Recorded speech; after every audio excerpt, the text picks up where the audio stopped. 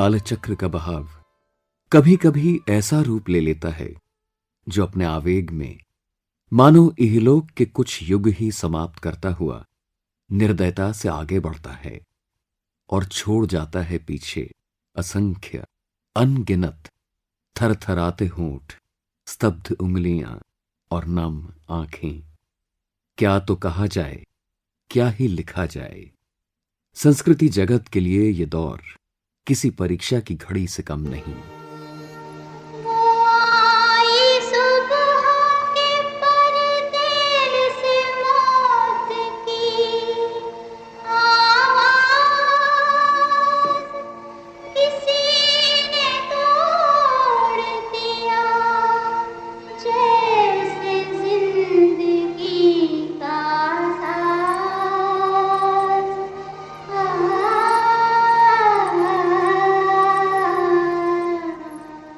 लेकिन कालचक्र जिन्हें मिटा तो क्या, छू भी नहीं सकता, वो है स्वर संस्कृति से पल्लवित कुछ विलक्षण युगों को, जिनका अपना अलौकिक भाव होता है और जो करोड़ों दिलों की धड़कनों को अपने साथ लिए चलता है।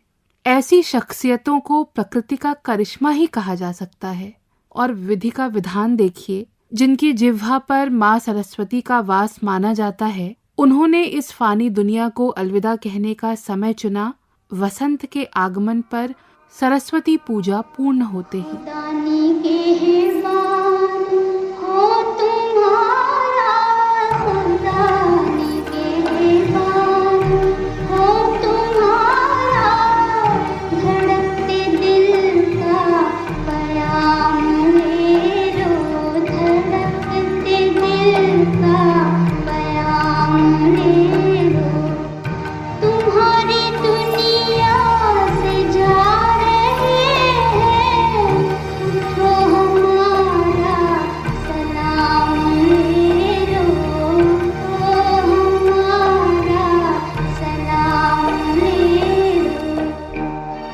भारत की अनमोल रत्न स्वर साम्राज्ञी लता मंगेशकर और आकाशवाणी ऑल इंडिया रेडियो का भी परोक्ष किंतु अनूठा रिश्ता रहा है।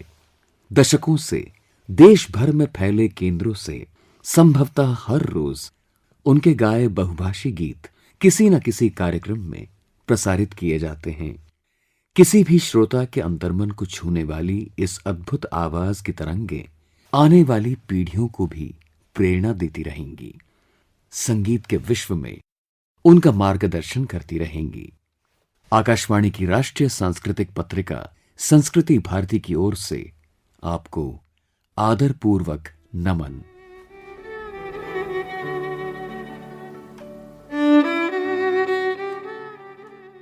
इस माह वर्ल्ड रेडियो डे, विश्व रेडियो दिवस, इंडियन म्यूजियम फाउंडेशन डे और इंटरनेशनल मदर लैंग्वेज डे हमें याद दिलाते हैं कि राष्ट्र की संस्कृति सभ्यता, इस भूमि की बहुआयामी विरासत, यहाँ की भाषाएं बोलियां, यहाँ के मूल्यों को सहेजने के विस्तृत कार्य में आकाशवाणी की बहुत बड़ी भूमिका रही है। और समय के साथ साथ आधुनिक परिवर्तनों को यथोचित रूप से आत्मसात करते हुए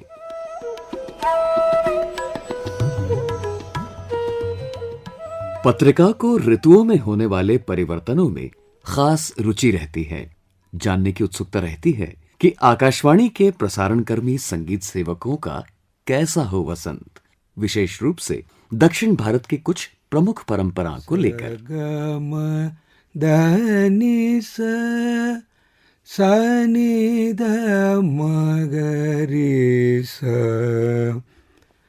शीतम मायम शीतम मायम श्रीरामुडु माकु तंड्री शीतम मायम।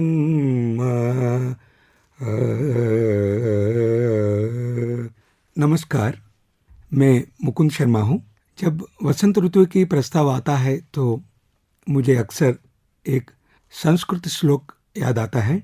काकः कृष्णः पिकः कृष्णः को भेदः पिककाकयोः वसंतकाले संप्राप्ते काकः काकः पिकः पिकः, अर्थात कौवा वो काला है और कोयल भी काला रंग का है, तो दोनों का भेद कैसे पहचाने। जैसे वसंत काल आता है तो वो कोयल बिना किसी बोल के वो गाना शुरू करती है, तो पता चलेगा कि वसंत काल आ गया। वसंत ऋतु में एक खूबी है कि ये इतना स्फूर्तिदायक होता है कि जो भी अंदर कला है, छुपा हुआ है, वो बाहर आने की प्रेरित करती है। दक्षिण में वसंत ऋतु को हम चैत्र मास और वैशाख मास में मनाते हैं। उस समय श्री राम नवमी करके वसंत नवरात्रि बोलते हैं। उसमें रामनवमी का बहुत गरिमा से महोत्सव होता है। ये चैत्र मास और वैशाख मास चलने तक हमारा ये महोत्सव की एक मूड बना हुआ होता है। वो शुरू होता है दिसंबर से, तो जैसे सर्दी आना शुरू होता है उस समय से हमारा धनुर्मास से शुरू होता है। माँ आंडाल के पासुरम से तो धनुर्मास व्रत सुबह राम कीर्तन, नाम संकीर्तन ये सब गाना होता है, तो उस समय से एक माहौल बनता है संगीत की। और इसके बाद तुरंत संत त्यागराजा की आराधना भी आती है और आकाशवाणी इसका सीधा प्रसारण करती है तिरुवैयारू से। तत्पश्चात श्याम शास्त्री जी का आराधना भी आता है, वो 6 फरवरी में मनाते हैं। इसके बाद वसंत की, अब जैसे पहले बोला था, चैत्र वैशाख तक ये परंपरा चलती है। इसी सिलसिले में आगे बढ़ते हुए लौटते हैं मथुरा। आयो ब्रज बसंत। ब्रज संस्कृति के मूल तत्वों में प्रकृति प्रेम, संगीत और साहित्य आराधना के साथ नवधा भक्ति, इन सभी की चेतना समाहित है ब्रजराज श्री कृष्ण में। यहाँ के लोक व्यवहार, संस्कार, सदाचार और परंपराओं में नंद नंदन स्वयं परिलक्षित होते हैं। प्रकृति अनुगामी ब्रज के जनजीवन का आधार यहाँ के पर्व और उत्सव हैं। इसी कारण ब्रज संस्कृति को उत्सव प्रधान संस्कृति कहा जाता है। गीता में स्वयं श्री कृष्ण ने कहा है, मैं कीर्ति में, वाक में, स्मृति और मेधा में स्थित हूँ।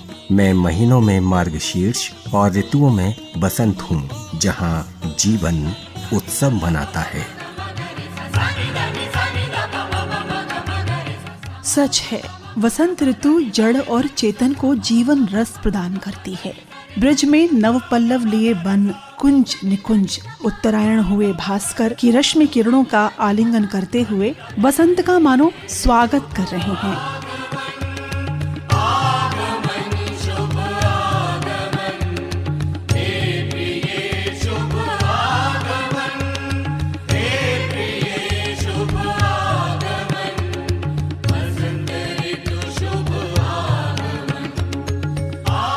शायद इसीलिए प्रकृति सौंदर्य के प्रतिरूप श्री कृष्ण ने स्वयं को ऋतु नाम कुसुमाकर कहा है। प्रकृति और आध्यात्मिकता का ये चेतना काल ब्रज में बसंतोत्सव के रूप में आयोजित होता है।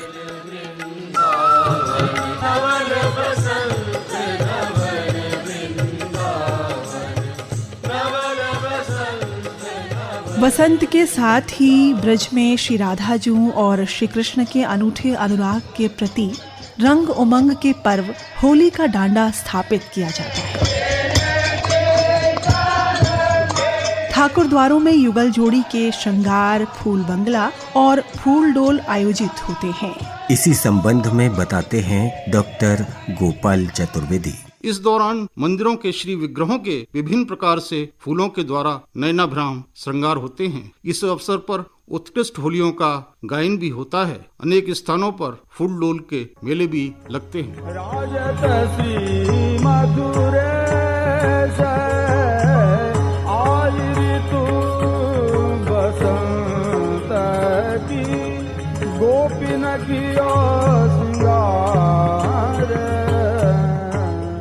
ब्रज में 40 से 50 दिवसीय फाग महोत्सव में धमार, फाग गायन और रसिया गायन परंपरा अपने आप में अनूठी है।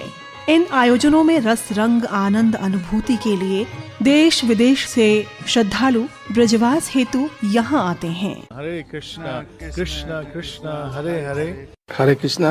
मेरा नाम रोहिणी नंदन है। Rosakeli Dasi. मेरा देश मेक्सिको से। So Vrindavan is the best place for do that. Every place where you go, you remember Krishna, you have the contact with devotees of Krishna, so it's the best place. That's why I came to Vrindavan. साहित्य में भी बसंत और फाग का वर्णन मिलता है, बताते हुए डॉक्टर दिनेश कुमार शर्मा। इस पर्व का वर्णन साहित्य में भी प्राप्त होता है। जैमिनी के पूर्व मीमांसा सूत्र और कथागार्ह्य सूत्र, नारद पुराण और भविष्य पुराण जैसे पुराणों की प्राचीन हस्तलिपियों और ग्रंथों में भी इस पर्व का उल्लेख प्राप्त होता है। संस्कृत साहित्य में वसंत ऋतु और वसंतोत्सव अनेक कवियों के प्रिय विषय रहे हैं। श्रीमद् भागवत महापुराण में रसों के समूह रास का वर्णन है। अन्य रचनाओं में रंग का वर्णन है, जिसमें हर्ष की प्रियदर्शिका व रत्नावली तथा कालिदास की कुमार संभवम तथा मालविकाग्निमित्रम शामिल हैं। भारवी, माघ और अन्य कई संस्कृत कवियों ने वसंत की खूब चर्चा की है। जल तरंग मन पर मंग छाई, लो फिर बसंत आई। ब्रज में इसी कालखंड में रंग पंचमी, महाशिवरात्रि, होली, नवसंवत्सर और गुरु पूर्णिमा जैसे पर्व धूमधाम से आयोजित होते हैं।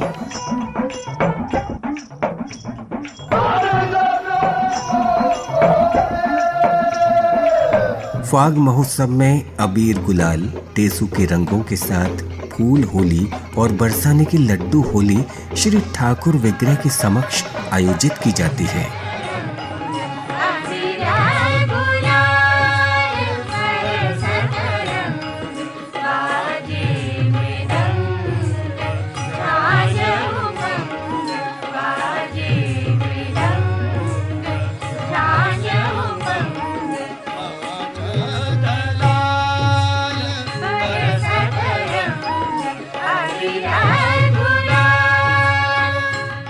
प्रमुख रूप से बरसाने में श्यामा श्याम के प्रति राग, अनुराग और भक्ति भाव लिए विश्व प्रसिद्ध लठामार होली का आयोजन ब्रज का प्रमुख आकर्षण है।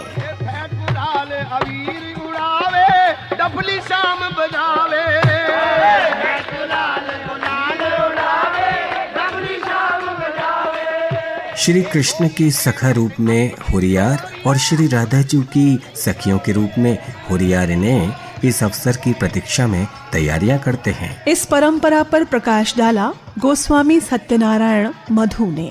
हमारे यहाँ जो महीना भर से पहले ही 2 महीना 2 महीना पहले से यहाँ की जो ब्रजगोपी हैं ब्रह्मचर्य व्रत को पालन करके नहीं और बहुत अच्छी तरह से खुराक खाए के नहीं, हृष्ट पुष्ट तंदुरुस्त है कि नहीं, लाला से होली खेलने के काजें तत्पर रहे। नंदगाम बारे अपने लाला के प्रतीक में वहाँ की झंडी लेके नहीं आएंगे, प्रिया कुंड पे सब एकत्रित होंगे, अपनी पगड़ी बांधेंगे, अपना श्रृंगार करेंगे और गुलाल लगा के नहीं अपने राधा रानी के महल की ओर चलेंगे गीत गाते हुए कि दर्शन दे निकट छटा में थे। हम यहाँ थे इस बरसाने के सवस्त गोस्वामी इस चौपाई के रूप में वहाँ जाएं और उनकी अगवानी करें और माँ मंदिर में जाए कि नहीं समाज गायन हुए।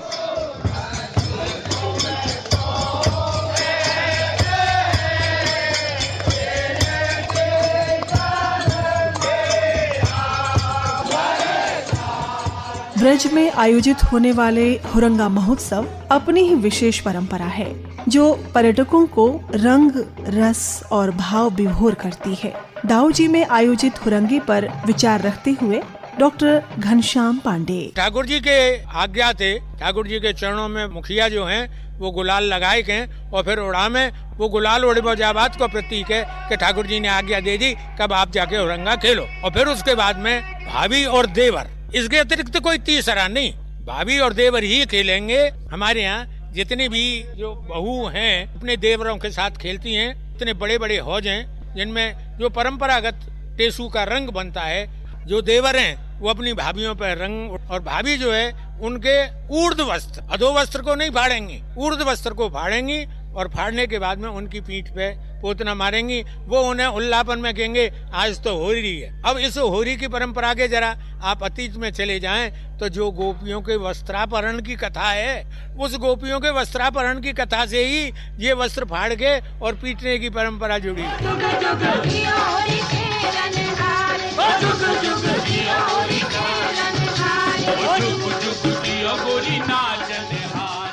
अतिथि देवो भव, इस परंपरा का निर्वहन करते हुए ब्रजवासी ठाकुर जी के प्रसाद रूप में निर्मित चंद्रकला, कुपड़ी यानी रबड़ी, पापड़ी, खजला, गुजिया, ददशकजा, बरख यानी बड़ा आदि पकवानों से अतिथियों का स्वागत करते हैं। ब्रज में बसंत और फाग महोत्सव उत्सवों की परंपरा का उल्लेख अंग्रेज कलेक्टर F.S. ग्राउज ने अपनी पुस्तक डिस्ट्रिक्ट मेमोयर में भी किया है। इस प्रकार ब्रज मंडल में 40 से 50 दिवसीय उत्सवों की ये विशेष श्रृंखला रसिक परंपराओं का निर्वहन करते हुए ब्रज की साझी कलाओं को उन्नति प्रदान कर कलाकारों को प्रश्रय ही प्रदान नहीं करती, अपितु विश्व को साझी संस्कृति का संदेश भी देती है, जिसके प्रत्यक्षदर्शी होते हैं देश विदेशों से पधारे श्रद्धालु और पर्यटक। इन आयोजनों से ब्रज के आर्थिक, सामाजिक और पर्यटन के विकास की संभावनाओं में वृद्धि हो रही है। कोरोना संक्रमण काल में इस वर्ष भी प्रोटोकॉल का पालन करते हुए इन पर्वों की आयोजना की जाएगी, किंतु परंपराओं की ये वर्तनी निर्बाध रूप से काल के पृष्ठ पर अपनी कीर्ति अंकित करती रहेगी। आयो ब्रज बसंत। आलेख राजेश कुमार शर्मा। वाचन स्वर राजेश कुमार शर्मा और ज्योति शर्मा। प्रस्तुति विजय सिंह नौलखा। आकाशवाणी मथुरा। प्यारा झंडा ऊंचा रहे हमारा। आजादी के अमृत महोत्सव में आज एक सच्ची कहानी, एक शूरवीर, कर्मवीर देशभक्त की, जिसके सर्वोच्च बलिदान ने स्वाधीनता के संग्राम को एक नया मोड़, एक नया बल दिया। महासमर, महायोद्धा।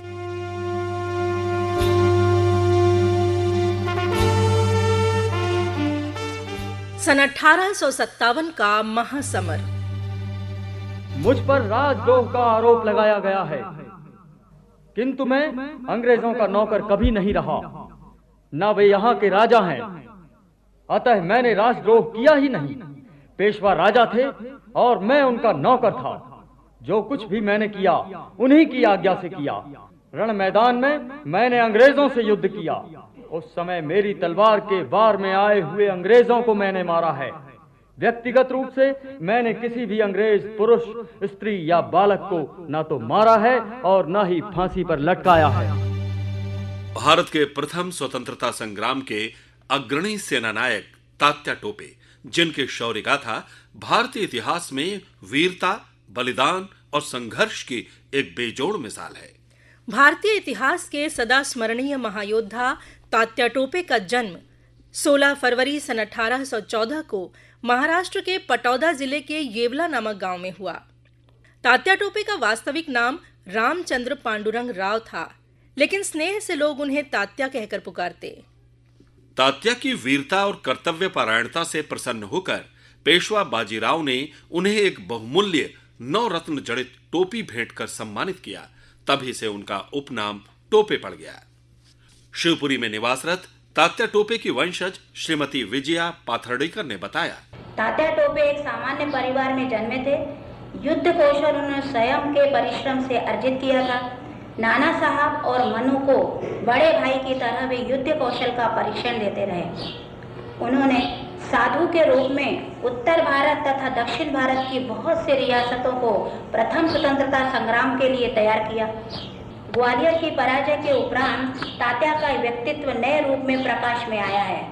वे सच्चे राष्ट्रभक्त थे और निस्वार्थ भाव से राष्ट्र की सेवा करना चाहते थे। उन्होंने राष्ट्र को एकता के सूत्र में बांधने का प्रयास किया। साथ ही नाना साहब के कामदार से अलग उन्होंने अपनी कोई विशिष्ट पहचान बनाने का प्रयास नहीं किया। सन 1857 स्वतंत्रता संग्राम का ये वो कालखंड है जब अंग्रेज अपने साम्राज्य का विस्तार कर रहे थे। कई भारतीय राजाओं से उनके राज्य और किले छीन लिए गए थे। गुपचुप चिंगारी सुलग रही थी। कोई था जो पीड़ितों को संगठित कर रहा था। इतिहासकार डॉक्टर राधेश्याम द्विवेदी कहते हैं, तात्या टोपे ने अपनी सीमित शक्ति से सारे रजवाड़ों को और ये भारत की भूमि को जंगलों में खाक छानते हुए घूमकर और उसमें बानपुर के राजे, इधर बुंदेलखंडों के राजे, इनको सबको संगठित करके और दिन रात एक की कि हम अंग्रेजों के छक्के छुड़ाएं। सारी फौज इनके पीछे पड़ी रही। 10 मई 1857 को अंग्रेजों के अत्याचार और उत्पीड़न के विरोध में पहली आवाज मेरठ से उठी और फिर देखते ही देखते क्रांति की ये चिंगारी समूचे उत्तर भारत में फैल गई। आंदोलन को सक्रिय करने के लिए देश की प्रमुख छावनियों में रोटी और कमल के फूल के माध्यम से संदेश प्रसारित किया जाने लगा। नाना साहब पेशवा ने बिठूर से ब्रिटिश हुकूमत के खिलाफ जंग का ऐलान कर दिया और तात्या टोपे को अपना सैनिक सलाहकार नियुक्त किया। शहरों, कस्बों और गांवों की गलियां खून से रंगी जा रही थीं। विदेशी सत्ता से मुक्ति के लिए भारतवासी निरंतर संघर्ष कर रहे थे। ब्रिगेडियर जनरल हैवलॉक की कमान में अंग्रेज सेना ने कानपुर पर अचानक हमला बोल दिया। तात्या टोपे पूरी सामर्थ्य के साथ कानपुर की सुरक्षा में जुट गए। अपने 20,000 सैनिकों के साथ मिलकर उन्होंने अंग्रेजों को कानपुर छोड़ने के लिए मजबूर कर दिया। ये संगठित विद्रोह की ताकत थी। हम सौगंध लेते हैं कि अपने प्राण देकर भी अपने देश को अंग्रेजों से आजाद कराएंगे। इतिहास के उस गौरवशाली अध्याय के रक्त रंजित मंच से तात्या के अभिन्न साथी एक एक कर वीर गति को प्राप्त हो गए। झांसी की रानी लक्ष्मीबाई, कुंवर सिंह, माधो सिंह, नवाब खान, नाना साहेब पेशवा, राव साहब और बहादुर शाह जफर के प्राणोत्सर्ग के बाद तात्या ही अकेले क्रांति के प्रणेता रह गए। अकेले हो जाने के बावजूद तात्या टोपे निरुत्साहित नहीं हुए। करीब 1 साल तक तात्या टोपे चंद सैनिकों के दम पर पूरी अंग्रेज सेना को मात देते रहे। उनका एकमात्र लक्ष्य था सजग और सतर्क रहकर अंग्रेज सेना को परास्त करना। स्वाधीनता समर के ज्ञात अज्ञात सैनिकों पर विस्तृत शोध के बाद उन्हें पुस्तकों के रूप में प्रकाशित करने वाले वरिष्ठ पत्रकार राजेंद्र श्रीवास्तव तात्या टोपे को अद्भुत सेनानी मानते हैं। वो बहुत ही फुर्तीले थे। शिवाजी और राणा प्रताप की तरह जैसे गुरिल्ला युद्ध थे, जैसे बाद में तात्या टोपे के बाद वासुदेव बलवंत फड़के ने उस कौशल को अपनाया, उस टाइप की उनमें सक्रियता थी। चारों तरफ अंग्रेज सेना से घिरे होने के बावजूद निडर होकर के वे कोई ना कोई तरकीब ढूंढ लेते कि उन्हें चकमा दे करके और उनसे दूर भाग जाते थे। गुरिल्ला युद्ध दरअसल छापामार युद्ध है, जिसमें छुपकर अचानक दुश्मन पर तब प्रहार किया जाता है जब दुश्मन युद्ध के लिए तैयार न हो और आक्रमणकारी हमला करने के तुरंत बाद अदृश्य हो जाता है। पहाड़ियों के आसपास सक्रिय जगहों पर इस युद्ध नीति को अपनाया जाता। तात्या टोपे ने विंध्य से लेकर अरावली तक गुरिल्ला पद्धति से ही अंग्रेजों पर वार किए। 2800 मील तक अंग्रेज सेना ने तात्या टोपे का पीछा किया, पर उन्हें पकड़ने में अंग्रेज नाकाम रहे। इसी संदर्भ में राजेंद्र श्रीवास्तव का कहना है, नर्मदा पार करते समय तो अंग्रेजों का आमने सामने हुआ। नर्मदा की बाढ़ में वो कूद करके निकल गए और अंग्रेजों को आश्चर्य हुआ कि ये बाढ़ आ रही है, हम इसको कैसे क्या करें। लेकिन अंग्रेजों के सामने पलक झपकते वो उस पार चले गए। तात्या टोपे ने अंग्रेजों के विरुद्ध लगभग 150 युद्ध लड़े, जिसमें लगभग 10,000 अंग्रेज सैनिकों की हानि अंग्रेजों को उठानी पड़ी। अपने सैनिक अभियानों में इसी गुरिल्ला युद्ध प्रणाली को अपनाते हुए तात्या टोपे ने उत्तर प्रदेश, राजस्थान, मध्य प्रदेश और गुजरात में अंग्रेज सेना को त्रस्त कर दिया। सुप्रसिद्ध अंग्रेज इतिहासकार मॉल्सन ने विश्व इतिहास कोश में तात्या टोपे के विषय में लिखा है, संसार की किसी भी सेना ने कभी कहीं पर इतनी तेजी से कूच नहीं किया जितना तेजी से तात्या की सेना कूच करती थी। उनकी सेना की बहादुरी और हिम्मत के बल पर ही तात्या ने अपनी योजनाओं को पूरा करने का प्रयत्न किया। इसकी जितनी प्रशंसा की जाए कम है। तात्या टोपे की वीरता पर श्रीमती हेनरी ड्यूबले ने कहा था, उन्होंने जो अत्याचार अंग्रेजों पर किए उसके लिए हम उनसे भले ही नफरत करें, किंतु उनके सेना नायकत्व के गुणों, देशभक्ति और योग्यता के कारण हम उनका आदर किए बिना नहीं रह सकते। तात्या टोपे अपनी पूरी सूझबूझ और कुशल रणनीति प्रबंधन के साथ भारत के मुक्ति आंदोलन का नेतृत्व कर रहे थे। सैन्य और शस्त्रों से संपन्न फिरंगियों से मुकाबला आसान नहीं था। उनके पास न गोला बारूद था, न रसद, न पैसा। तात्या ने अपनी योजना बदली और वे खरगोन पहुंचे। भील सरदारों ने तात्या टोपे को पूरा समर्थन दिया। तात्या युवा शक्ति को अपने साथ जोड़ने लगे और उन्हें गुरिल्ला युद्ध का प्रशिक्षण देने लगे। परोन के जंगल में गुरिल्ला युद्ध का प्रशिक्षण कार्य जारी था। तभी उनके अभिन्न रहे राजा मान सिंह के विश्वासघात के कारण 7 अप्रैल सन 1859 को शिवपुरी के जंगल से तात्या टोपे सोते हुए धोखे से पकड़े गए। अपने बयान में तात्या टोपे ने कहा, मुझ पर राजद्रोह का आरोप लगाया गया है, किंतु मैं अंग्रेजों का नौकर कभी नहीं रहा, न वे यहाँ के राजा हैं, अतः मैंने राजद्रोह किया ही नहीं। पेशवा राजा थे और मैं उनका सेवक था। जो कुछ भी मैंने किया उन्हीं की आज्ञा से किया है, अतः मैं राजभक्त हूँ। अंग्रेजों ने शीघ्रता से मुकदमा चलाकर 18 अप्रैल सन 1859 को राष्ट्रद्रोह के जुर्म में तात्या टोपे को फांसी की सजा सुना दी। शिवपुरी में तात्या की समाधि बनी, जो इस अद्भुत सेनानी के शौर्य की अनगिन कहानियां कहती है। कवि राम कुमार चतुर्वेदी चंचल कहते हैं, कोलाहल से दूर पुराने वृक्षों की छाया में एक समाधि बनी है, जाने कितने बरस पुरानी। कितनी ग्रीष्म शरद ऋतुओं ने की परिक्रमा इसकी, चढ़ा गई कितनी वर्षाएं निज नयनों का पानी। यह समाधि तात्या टोपे की, भारत के नाहर की, दहल गई सत्ता गोरों की, जिसकी हुंकारों से चम चम चम चमकी तलवारें, ढम ढम बजे नगाड़े, आंख आंख ने होड़ लगाई जलते अंगारों से। 1857 के महासमर में तात्या ना होते तो? इस प्रश्न के उत्तर में राजेंद्र श्रीवास्तव कहते हैं, सफलता तो नहीं मिली, लेकिन जितना जो कुछ हुआ, अन्य राजाओं नवाबों तक जो संपर्क करने की शक्ति थी, जैसे आजाद भारत के लिए सरदार पटेल ने जो कार्य किया स्वतंत्रता के बाद सभी रियासतों को मिलाने का, तो इसी प्रकार से राजा नवाब, जंगल के आदिवासी और मजदूर और किसान सबको जोड़ने का जो श्रेय था, तो वो तात्या टोपे को जाता है। तात्या की चौथी पीढ़ी का प्रतिनिधित्व करने वाले सुभाष टोपे का मानना है, मैं तो सत्य कहता हूँ कि उस वक्त तो 2-4 और तात्या टोपे जैसे होते ना, तो हमारा देश आजाद 1857 में हो जाता। अपनी जन्मभूमि के लिए प्राण न्यौछावर करने वाले 1857 के महासमर के महायोद्धा तात्या टोपे को हमारा नमन है।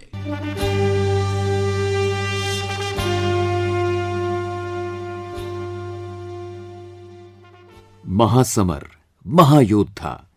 आलेख डॉक्टर आभा मिश्रा, वाचन स्वर नवीन श्रीवास्तव और तुलिका शर्मा, संयोजन सोहन सिंह, प्रस्तुतकर्ता तुलिका शर्मा, आकाशवाणी ग्वालियर।